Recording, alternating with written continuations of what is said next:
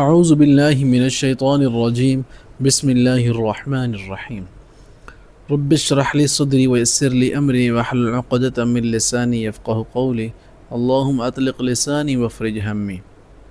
الحمد للہ الذی ہدانا لہذا وما كنا لنهتدی لولا ان هدانا اللہ اللہم صل علی سیدنا مولانا محمد وعلی آلہ وبارک وسلم۔ سورۃ المائدہ ہماری لفظ بلفظ ترجمہ اور آسان تفسیر کے ساتھ چل رہی تھی بغیر کسی گرامر کے۔ رکوع نمبر 8 اور 9 ہم پڑھ چکے تھے پچھلے لیکچر میں، بڑا اہم تھا۔ آج انشاءاللہ ہم رکوع نمبر 10 اور 11 پڑھیں گے بڑے آسان انداز میں۔ پڑھنے سے پہلے ذرا ایک لمحے کے لیے یہ سوچیں کہ اگر آپ کے سامنے کوئی غلط کام ہو رہا ہو اور آپ کو معلوم بھی ہو کہ یہ غلط ہے لیکن آپ خاموش رہیں تو کیا یہ خاموشی بھی مسئلہ بن سکتی ہے؟ اللہ اکبر۔ سورۃ المائدہ کی رکوع نمبر 10 اور 11 میں اللہ تعالی ہمیں ایسے ہی بہت اہم معاملات کی طرف توجہ دلا رہی ہیں جس سے ہم اکثر غافل رہتے ہیں، جیسے کہ رسول اللہ صلی اللہ علیہ وسلم کو کہا گیا قرآن میں کہ یا ایھا الرسول بلغ ما انزل الیک من ربک، اے رسول جو کچھ آپ کے رب کی طرف سے آپ کی طرف نازل کیا گیا ہے اسے پہنچا دیجئے۔ اسی میں ہم پڑھیں گے انشاءاللہ۔ نبی کریم صلی اللہ علیہ وسلم نے اللہ کا پیغام پوری امانت کے ساتھ لوگوں تک پہنچایا، دین کی کوئی بات نہیں چھپائی، الحمدللہ اپنی طرف سے کوئی چیز بھی شامل نہیں کی۔ پھر اللہ تعالیٰ نے دین میں غلو کرنے سے منع کیا ہے، لا تغلوا فی دینکم غیر الحق، کتاب کہ دین میں ناحق طریقے سے آگے مت بڑھو۔ آج بھی ہم غلو کرتے ہیں، آج ہم پر بھی یہ بات صادق آتی ہے۔ تو بہرحال دین میں محبت اور عقیدت ضرور ہونی چاہیے، مگر اللہ کی مقرر کی ہوئی حدود کا، لیمٹس کا خیال ضرور رکھنا چاہیے۔ اب آتے ہیں رکوع نمبر 11 کے اس آیت کی طرف جو آج ہمارے معاشرے کے لیے بہت بڑی تنبیہ کہہ لیں، وارننگ کہہ رہے ہیں۔ جیسے کہ ہے نا، ہم پڑھیں گے آیت نمبر 79 میں کہ كانوا لا يتناهون عن منکر فعلوه، وہ ایک دوسرے کو اس برائی سے نہیں روکتے تھے جو وہ کرتے تھے۔ آج بحیثیت قوم، بحیثیت معاشرہ، بحیثیت فرد ہم سارے گناہ میں مبتلا ہیں۔ اگر کسی کو دیکھتے ہیں تو اس کو چھوڑ دیتے ہیں۔ تو پہلے قومیں بھی یہ کیا کرتے تھی کہ وہ ایک دوسرے سے لا يتناهون عن منکر فعلوه، ایک دوسرے کو اس کی برائی سے نہیں روکتے تھے جو وہ کر رہے ہوتے تھے، پھر اگلے دن کیا کرتے خود اس میں مل جاتے اس کام میں۔ ہمارے بھی یہ حال ہے۔ تو غور کریں کہ برائی اگر ہو رہی ہو، لوگ دیکھ رہے ہوں لیکن روکنے والا کوئی نہ ہو تو پھر کیا ہوگا؟ آج بھی ہم کہتے ہیں کہ مجھے کیا، وہ جانے، اس کا کام جانے، میں کیوں درمیان میں پڑھوں؟ تو یہ خطرناک کام ہے۔ کم سے کم اتنا تو انسان کے اندر ایمان ہونا چاہیے، جیسے حدیث میں آتا ہے من رأى منکم منکرا فلیغیر بیدیہ، یعنی تم میں سے کوئی شخص اگر برائی کو دیکھے تو اسے چاہیے کہ اسے ہاتھ سے بدل دے، فلیغیر بلسانی، اگر طاقت ہے تو اسے زبان سے روک دے، اگر اتنی طاقت بھی نہیں ہے فلیغیر فبقلبی، تو اسے دل میں ہی برا سمجھے، وکذالک اضعف الایمان، یہ ایمان کا کم سے کم ترین درجہ ہے۔ اللہ اکبر، مسلم کی حدیث ہے۔ بہرحال برائی سے روکنا بھی حکمت کے ساتھ ہونا چاہیے اور اپنی استطاعت اور اختیار کے مطابق ہونا چاہیے۔ مقصد کسی کو نیچا دکھانا، کسی کو ڈیگریڈ کرنا نہ ہو، مقصد دوسروں تک اطلاع ہو اور اپنی اصلاح ہو۔ تو آج آپ اپنے آپ سے بھی ایک سوال ضرور کریں کہ میرے گھر میں، میرے دوستوں میں، میرے معاشرے میں اگر کوئی غلط کام ہو رہا ہو تو کیا میں خاموش تماشائی بن کر رہوں گا یا آئندہ میں اپنی استطاعت اور اختیار کے مطابق کچھ نہ کچھ کروں گا؟ تو انشاءاللہ سورۃ المائدہ کی یہ کلاس ہم اس مقام پر لا کر کھڑا کر دیں گی کہ اب اللہ کے حکم سننے کے بعد اگلا قدم انشاءاللہ ضرور اٹھائیں گے۔ تو قرآن کی بات دل تک پہنچے، پھر کردار میں بھی نظر آئے، اصل میں کامیابی تو یہی ہے۔ چلیں شروع کرتے ہیں۔ بسم اللہ الرحمن الرحیم۔ لعن الذین کفروا، لعنت کیے گئے، الذین وہ جنہوں نے کفروا انکار کیا، کفر کیا، من بنی اسرائیل بنی اسرائیل میں سے تھے، جو موسیٰ علیہ السلام کی قوم تھی اسے بنی اسرائیل کہا جاتا تھا، جس کے اوپر فرعون نے ظلم کیے ہیں۔ یذبحون ابناءکم ویستحیون نساءکم، ان کے بچوں کو جو ہے وہ کیا کرتا، ذبح کر دیتا اور لڑکیوں کو زندہ چھوڑ دیتا تھا۔ اللہ اکبر۔ یذبح قتل کرنا، اتنا بے دردناک طریقے سے قتل کرنا۔ تو اللہ اکبر۔ بہرحال اللہ نے فرمایا کہ لعنت کیے گئے ہیں وہ جنہوں نے کفر کیا، چاہے وہ بنی اسرائیل میں سے ہو، علی لسانی داؤد کی زبانی، داؤد علیہ السلام کی زبور میں بھی ان کے اوپر لعنت بھیجی گئی ہے، ان کی جو اپنی زبور ہے ان کے اندر بھی لعنت موجود ہے، اتھینٹک حوالہ جات سے پتہ چلتا ہے ہمیں۔ وعیسیٰ ابن مریم، اور عیسیٰ ابن مریم کی زبانی بھی ان کے اوپر لعنت کی گئی ہے، اور ضربت علیہم الذلہ والمسکنہ، ٹیگ تو پہلے سے بھی اللہ نے کہا کہ تمہارے اوپر ذلت اور مسکنت ہم نے تھوپ دی ہے۔ ذالک یہ بما بوجہ اس کے جو عصوا انہوں نے، عصیان کہتے ہیں نافرمانی کو، انہوں نے نافرمانی کی، وکانوا تھے وہ یعتدون حد سے بڑھ جانے والے۔ یہ وہ بدبخت قوم ہے کہ گناہوں میں مبتلا، علماء سو ان کے جو دنیا پرست علماء تھے وہ بھی، اور ان ساروں نے دین کو ایسا مذاق بنایا تو اللہ نے ہر نبی کی کتاب اور ہر نبی کی زبان ان کے اوپر لعنت بھیجی، چاہے وہ داؤد ہوں، چاہے وہ عیسیٰ ہوں، چاہے وہ موسیٰ علیہ السلام ہوں۔ کانو تھے وہ لا یتناہون، نہ وہ انتہا کرتے، روکتے ایک دوسرے کو، وہ ایک دوسرے کو منع نہیں کرتے تھے گناہوں سے، ہم منکر کسی برائی سے، فعلو جو وہ فعل انجام دے رہے، جو وہ کر رہے ہوتے تھے، اگلے دن خود ان کے ساتھ جا کر مل کر کام کر لیتے تھے وہی جو وہ کر رہے ہوتے تھے۔ تو اللہ نے پھر بعض کے قلوب کو بعض کے ساتھ خلط کر دیا، جن کے دل گناہ گار تھے، جو نیکوکار تھے، ان کے دل بھی ویسے کر دیے، اور پھر ان کے اوپر عذاب آ پڑے۔ لبئس ما کانوا یفعلون، البتہ بئس کتنا برا ہے، لام تاکید کے لیے ہے نا، البتہ یقیناً تحقیق، ما جو کانوا تھے وہ یفعلون فعل یعنی انجام دینا، کام کرنا، تو اللہ نے فرمایا کتنا ہی برا انجام اور کتنا ہی برا کام ہے ان کا جو یہ کرتے ہیں، خود بھی گناہ کرتے ہیں اور لوگوں کو گناہ کرتا ہوا دیکھتے ہیں تو ان کو روکتے بھی نہیں ہیں، اور لگے دن خود جا کر اس میں شامل ہو جاتے ہیں۔ ترا کثیرا منہم، آپ دیکھیں گے کثیر تعداد میں، منہم ان میں سے جو یتولون وہ دوستی کرتے ہیں، الذین ان سے جنہوں نے کفر کیا، جو مشرک ہیں، یہ جو یہود و نصارہ ہیں، ان میں سے خاص کر جو یہودی ہیں، یہ کیا کرتے ہیں، جا کر دوستی کراتے ہیں مشرکوں سے، حالانکہ مدینہ میں رسول اللہ سے معاہدہ ہوا تھا یہودیوں کا کہ آپ صلی اللہ علیہ وسلم نے کہا تھا کہ تم مشرکوں کا ساتھ نہیں دو گے، اگر وہ ہم پہ حملہ کریں گے تو تم ہمارے ساتھ ہوگے، تو انہوں نے پس پردہ دوستی رکھی ہوئی تھی مشرکین سے، اور مسلمانوں کے خلاف جو ہے وہ سازشیں بھی کرتے تھے۔ تو اللہ نے فرمایا کہ ان میں سے کثیر تعداد میں ایسے ہیں جنہوں نے کفر کیا اور دوست بنایا ان کو جو کافر ہیں یعنی مشرک ہیں، لبئس ما قدمت، البتہ کتنا برا ہے، ما قدمت جو انہوں نے آگے بھیجا، یعنی قدم اٹھانا، ان سے مراد کہ جو اعمال ہم آگے بھیجتے ہیں، لہم ان کے لیے، انفسہم ان کے اپنے نفسوں کے لیے، کتنا برا ہوگا جو آگے بھیج رہے ہیں، ان سخط اللہ، یہ کہ سخط اللہ، ناراض ہوا اللہ، علیہم ان پر، وفی العذاب اور عذاب میں، ہم خالدون اور ہمیشہ میں وہ رہیں گے۔ اللہ تعالیٰ ان کے اوپر اتنے سخت ناراض ہیں، اللہ تعالیٰ کا غضب ہے ان کے اوپر، اور اللہ تعالیٰ فرما رہے ہیں قیامت کے دن یہ عذاب میں ہی رہیں گے۔ ولو کانوا اور اگر کانوا ہوتے وہ، یؤمنون ایمان لاتے، باللہ اللہ پر، والنبی اور نبی علیہ السلام پر، وما انزل اور جو کچھ نازل کیا گیا الیہ طرف ان کے، متخذوہم اولیاء اور نہ وہ بناتے انہیں اولیاء، ولی کہتے ہیں دوست کو، اخذ کرنا، بنانا کسی کو، تو یہ نہ بناتے دوست ان کو، ولیکن اور لیکن، کثیرم بہت سے، منہم ان میں سے، فاسقون نافرمان ہیں، اللہ اکبر، وہ نہ بناتے دوست انہیں، وہ کفار کو دوست نہ بنا لیتے، واللہ اور اس کے رسول اور نبی پر ایمان لے آتے، لیکن اللہ تعالیٰ فرماتے ہیں کہ اکثر اس سے جو ہے وہ مختلف ہیں، وہ اعراض کرنے والے ہی ہیں، وہ کفار کو دوست بنا لیتے ہیں، ولیکن کثیرا منہم فاسقون، اکثر ان میں سے اللہ تعالیٰ فرما رہے ہیں کہ نافرمان ہیں، فاسق، فاجر اور گناہ گار ہیں۔ آگے اللہ نے فرمایا لتجدن، البتہ آپ ضرور پائیں گے، اشد الناس سب سے زیادہ شدید سخت، الناس انسانوں کو، لوگوں کو، آپ ضرور پائیں گے سب سے زیادہ سخت دل، الناس لوگوں میں سے، عداوت للذین، عداوت دشمنی کے اعتبار سے، للذین ان لوگوں کے لیے جو آمنوا ایمان لائے، آپ ضرور پائیں گے ایسے لوگوں کو سخت، شقی، بدبخت، سخت دل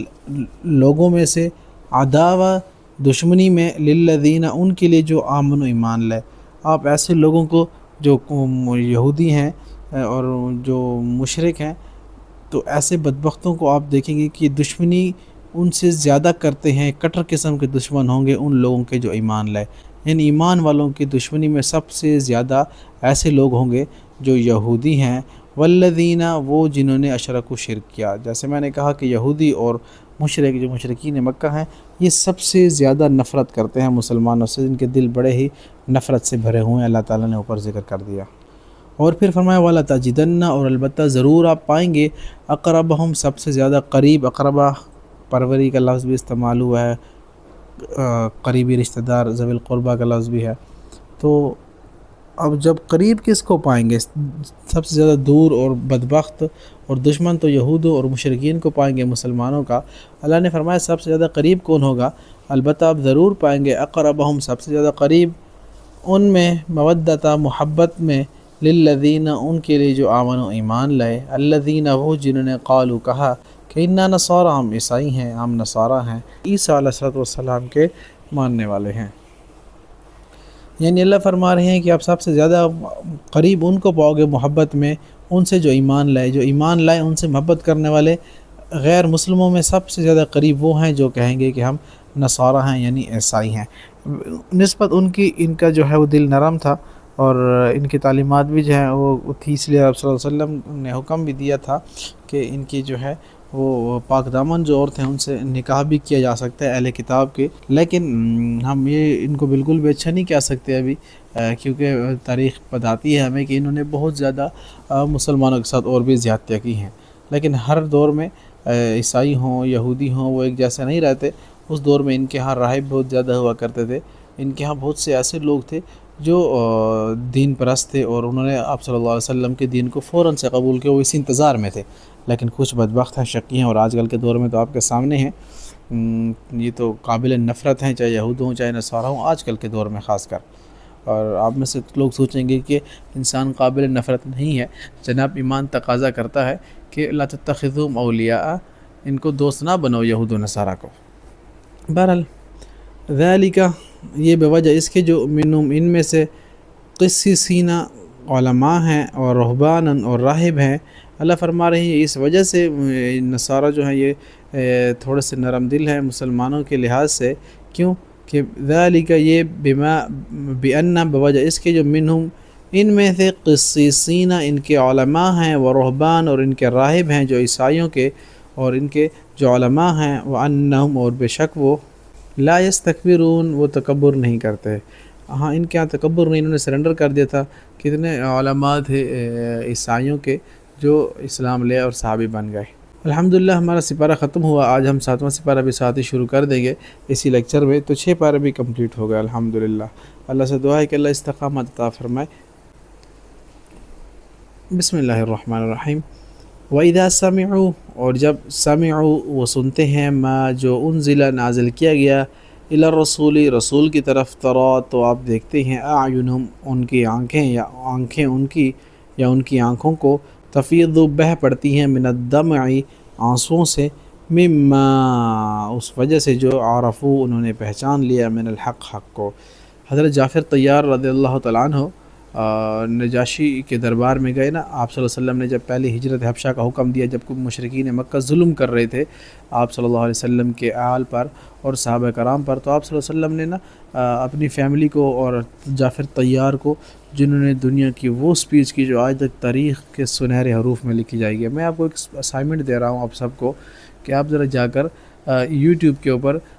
یا آپ جا کر گوگل کے اوپر وہ تقریر ضرور نکالیں جو حضرت جعفر طیار نے نجاشی کے دربار میں کی تھی۔ علماء لکھتے ہیں، مین سٹریم کے علماء، کہ اس طرح آج تک کسی نے ایک اسٹرینجر انسان کے سامنے اسلام کو خوبصورت انداز میں بیان نہیں کیا جس طرح حضرت جعفر طیار نے کیا تھا۔ سبحان اللہ۔ تو آپ اس کو ضرور سرچ کیجئے۔ تو یہ اسی آیت میں اللہ تعالیٰ نے اسی کا اشارہ دیا ہے۔ آپ صلی اللہ علیہ وسلم کا حکم ہوا تو چلے گئے نجاشی کے دربار میں، تو پیچھے جو ہے وہ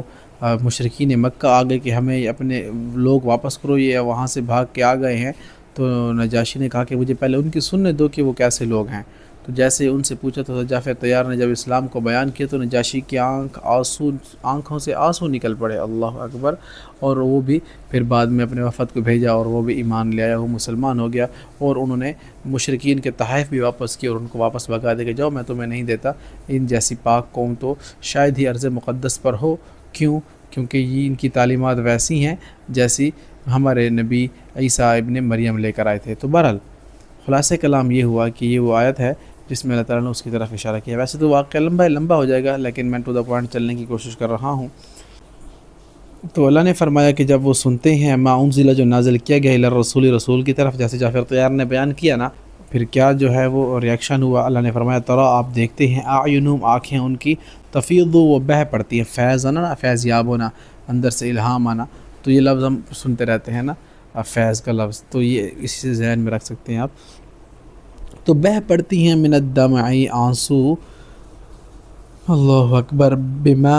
اس کی وجہ سے جو عارفو انہوں نے پہچان لیا، وہ پہچان گیا نجاشی کہ واقعی اللہ کا کلام ہے، اس کی آنکھوں سے آنسو بہہ پڑے، کیونکہ اس نے کہا کہ واقعی یہ حق ہے۔ یقولون، وہ کہتے ہیں ربنا، اے ہمارے رب، آمنا، ایمان لائے ہم، فاکتبنا، پس تو لکھ دے، مکتوب کتاب اردو میں استعمال ہوئے، کاف تابہ کتب، تو فا کا مطلب پھر پس یا تو آتا ہے، تو فاکتبنا، پس لکھ دے ہمیں، مع الشاہدین، مع کا مطلب ساتھ، شاہدین شہادت دینے والوں کے، بس ہمیں گواہی دینے والوں کے ساتھ لکھ دے، واقعی ہم آپ کی ذات کے اوپر ایمان لے ہیں، واقعی برحق ہے آپ کا نبی اور آپ کا دین۔ سبحان اللہ۔ پھر آگے فرمایا وما لنا، اور کیا ہے لنا ہمیں، لا نؤمن، کہ ہم نہ لائیں ایمان باللہ اللہ پر، وما اس پر جو جاءنا آیا ہمارے پاس، من الحق حق میں سے، ونطمع، اور ہم امید رکھتے ہیں یعنی طمع رکھتے ہیں، ان یدخلنا، کہ داخل کرے گا ہمیں، ربنا، رب ہمارا، مع القوم الصالحین، ساتھ ان لوگوں کے جو صالح ہیں، مع کا مطلب ساتھ، قوم قوم یعنی لوگ، صالح جو صالح ہیں۔ اللہ اکبر۔ فرمایا کہ ہم کیوں ایمان نہ لیں اس اللہ پر جس نے نازل کیا ہے، جس نے اتارا ہے حق کو ہمارے پاس، اور ہم اس طمع سے، اس امید سے ایمان لاتے ہیں کہ وہ ہمیں ضرور داخل کرے گا، کیونکہ وہ ہمارا رب ہے، اور اللہ سے ہم یہ بھی امید رکھتے ہیں کہ وہ ہمیں کیا کرے گا، صالح لوگوں میں شامل کر دے گا، یعنی جنت میں نیک لوگوں میں شامل کر دے گا۔ فَأَصَابَهُمُ اللَّهُ، پس بدلے میں دے دیا اللہ نے، بما، بوجہ اس کی، جو قالو انہوں نے کہا، جو انہوں نے اللہ سے مانگا، اللہ نے ان کو دے دیا۔ سبحان اللہ۔ جنات، باغات ہوں گے، تجری، جس کے نیچے جاری رہتی ہیں، بہتی ہیں، من تحت الانہار، جس کے نیچے نہریں، خالدین، ہمیشہ رہنے والا ہے، خلد ہمیشگی کو کہتے ہیں، فیہا، ان باغات میں، وذالک، اور یہ جزاء المحسنین، بدلہ ہے احسان کرنے والوں کا۔ سبحان اللہ۔ اللہ فرما رہی ہیں کہ ہم ایسے بندوں کو نواز دیتے ہیں، اور ایسے بدلہ ان لوگوں کا ہے جو احسان کرتے ہیں۔ الذین، وہ جنہوں نے کفروا، کفر کیا، وکذبوا، اور جھٹلایا، بآیاتنا، ہماری آیات کو، اولئک اصحاب الجحیم، یہ وہ لوگ ہیں جو جہنم کے ساتھی ہیں، جہنم میں رہنے والے ہیں۔ تو یہ ہمارا پہلا رکوع کمپلیٹ ہوا، دوسرے رکوع کو انشاءاللہ اسی طرح ہم کمپلیٹ کرتے ہیں۔ یا ایھا الذین آمنوا، اے لوگو جو آمنو، ایمان لائے ہو، لا تحرموا، نہ تم حرام کرو، طیبات، پاکیزہ چیزیں، ما احل اللہ، جو حلال کی اللہ نے، لکم، تمہارے لیے، ولا تعتدوا، اور نہ تم حد سے تجاوز کرو۔ غالباً ایک واقعہ تھا، رسول اللہ صلی اللہ علیہ وسلم نے کہہ دیا تھا کہ شاید میں نہیں پیوں گا کسی بھی وجہ سے، تو اللہ تعالیٰ نے پھر آپ صلی اللہ علیہ وسلم کو بہترین انداز میں تربیت کرتے ہوئے فرمایا کہ اے نبی جی صلی اللہ علیہ وسلم، اللہ جو آپ کے لیے حلال کر دے آپ اس کو حرام نہیں کر سکتے۔ سبحان اللہ۔ تو اللہ کا کتنا خوبصورت انداز تربیت کا۔ تو بہرحال یہاں اللہ تعالیٰ جو ہے وہ ایمان والوں سے مخاطب ہیں کہ اے ایمان والو جو ایمان لائے ہو، لا تحرموا، نہ تم حرام کرو، طیبات، پاکیزہ چیزیں، ما احل اللہ، جو حلال کی اللہ نے، لکم، تمہارے لیے، ولا تعتدوا، اور نہ تم اعتدا کرو، حد سے تجاوز کر جو۔ بعض اوقات کوئی ایسی چیز حلال ہوتی کہ مجھ پہ حرام ہے، میں یہ نہیں کھاؤں گا جب تک یہ نہیں جاتا، حالانکہ وہ چیز اللہ نے حلال کی ہے، وہ انسان بیوی کے لیے بھی کہہ سکتا ہے، باقی بھی کوئی ایسی چیزیں ہوتی ہیں جو انسان کہتا ہے اور پھر اس کے اوپر قسم کھا لیتا ہے کہ میرے حرام ہے، میں یہ نہیں کروں گا، تو ایسا نہیں کرنا چاہیے۔ اللہ نے فرمایا حد سے تجاوز نہ کرو، ان اللہ لا يحب المعتدین، اللہ پسند نہیں کرتا حد سے تجاوز کرنے والوں کو۔ پھر اللہ نے فرمایا وَكُلُوا، اور کھاؤ، مما، اس میں سے جو رزقکم اللہ، رزق دیا اللہ نے تمہیں، حلالا طیبا، حلال پاکیزہ، واتقوا اللہ، اور ڈرو اللہ سے، الذی، وہ، انتم بھی، جس پر مؤمنون، تم ایمان لاتے ہو، اللہ سے ڈرتے رہو جس نے تمہیں رزق دیا ہے حلال اور پاکیزہ، اور تقوی اختیار کرتے رہو، اور اللہ پر ایمان رکھو۔ لا یؤاخذکم اللہ، اللہ مؤاخذہ نہیں کرے گا تمہارا، نہیں پکڑے گا اللہ تمہیں، باللغو، لغوبات پر، فی ایمانکم، جو تمہاری قسموں میں ہے۔ جب تم سے بھول چوک کوئی قسم نکل جائے تو اللہ تمہیں اس کے اوپر نہیں پکڑتا، ولکن یؤاخذکم، اور لیکن مؤاخذہ کرتا ہے تمہارا، بما، ان پر جو عقدتم الایمان، وہ پکڑے گا تمہیں اس پر جو مضبوط باندھی تم نے الایمان، قسم ہے، جو تم قسم جان بوجھ کر اٹھاتے ہو پھر اس کو پورا کرو، نہیں تو پھر کفارہ ہے، 10 مسکینوں کو کھانا کھلانا ہے، یا 3 روزے رکھنا ہے، یا کپڑے پہنانا ہے ایسے لوگوں کو جو مسکین ہوں۔ تو قسم اگر کوئی کھائی ہے تو پوری ہو گئی تو ٹھیک ٹھیک، نہیں تو اگر توڑ دی ہے تو آپ نے کہا قسم سے میں یہ کام نہیں کروں گا تو ہو گیا، تو اس کے بعد کفارہ ہے آپ کا۔ فکفارت ہو، تو کفارہ ہے اس کا، اطعام، کھانا کھلانا، 10 مساکین، مسکینوں کو، من اوسطی، درمیانے درجے کی، اوسط درجے کا، ما تطعمون، جو تم کھلاتے ہو، اہلیکم، اپنے گھر والوں کو، نارمل سے کھانا کھلا سکتے ہو جو تم افورڈ کر سکتے ہو، او کسوتم، یا کپڑے پہنانا انہیں، او تحریر، یا آزاد کرنا انہیں، رقبہ ایک گردن کا، یعنی ان کو آزاد کر دینا کسی غلام کو۔ آج کل تو غلام نہیں ہے، بہرحال آپ ڈیٹیل کے لیے اپنے قریبی علماء کرام اور مفتیان اعظام سے مزید پوچھ سکتے ہیں، کسی پر کوئی کفارہ ہو تو اسے ادا کریں۔ فمن تو جو کوئی لم نہ یجد پائے فصیام روزے رکھنا ثلاثہ 3 ایام دنوں کے، اگر تم میں سے کوئی روزے نہیں رکھ سکتا 3 دنوں کے تو پھر کیا ہے، ذالک کفارہ، یہ کفارہ ہے ایمانکم تمہاری قسموں کا، اذا جب حلفتم قسم کھاؤ تم، تو یہ وہ کفارہ ہے جو تم دے دیا کرو اگر تم روزے کی استطاعت نہیں رکھ سکتے۔ پھر اللہ نے فرمایا وحفظوا، حفاظت کیا کرو ایمانکم اپنی قسموں کی، جو قسم اٹھاؤ اس کو پورا کرو، کذالک اسی طرح یبین بیان کرتا ہے، واضح کرتا ہے اللہ لکم تمہارے لیے آیاتی اپنی آیات کو، لعلکم تشکرون تاکہ تم شکر کرو، تاکہ تم ایمان لے آؤ، تاکہ تم اپنے آپ کو اللہ کے سپرد کر دو۔ آگے اللہ نے فرمایا یا ایھا الذین آمنوا، اے لوگو جو آمنو ایمان لائے ہو، انما الخمر بے شک خمر جو ہے یہ نشہ جو ہے، والمیسر اور جوا جو ہے، والانصاب اور بت، والازلام اور فال کے تیر، رجس ناپاک ہیں، من عمل کے اعتبار سے، جوا بھی حرام ہے، شراب بھی حرام ہے، اور پھر والانصاب اور بت، والازلام اور فال کے تیر، یعنی یہ تو بت، یعنی کیا کرتے تھے عرب میں کہ بت خانوں کے سامنے جہاں ان کے بت ٹھہرے ان کے سامنے کچھ پناہ گاہیں بنا دی جاتی، جہاں پر جا کر یہ اپنے قربان کردہ جو بتوں کے نام پر جانور دیا کرتے تھے ان کو جا کر قربان کرتے تھے۔ تو اللہ نے فرمایا یہ بھی حرام کام ہے، والازلام رجس من عمل شیطان، اور فال کے تیر نا قربانی، تو جو جتنا پیسہ دے دیتا ویسا پیسہ کرتے، اور پھر کوئی تھوڑا دیتا کوئی زیادہ دیتا قربانی کے لیے، تو پھر کیا کرتے کہ ایسے حصے بناتے کہ کسی کے پاس زیادہ چلا جاتا، کسی کے پاس کم چلا جاتا، اور جس نے پیسے بالکل تھوڑے دیے ہوتے اس کے پاس بہت زیادہ چلا جاتا، اور جس نے پیسے نہیں دیے ہوتے اس کو زیادہ ہی مل جاتا۔ تو اسی طرح اللہ نے اس کاموں سے منع کیا۔ اس کی ڈیٹیل ہم آیت نمبر 2-3 کے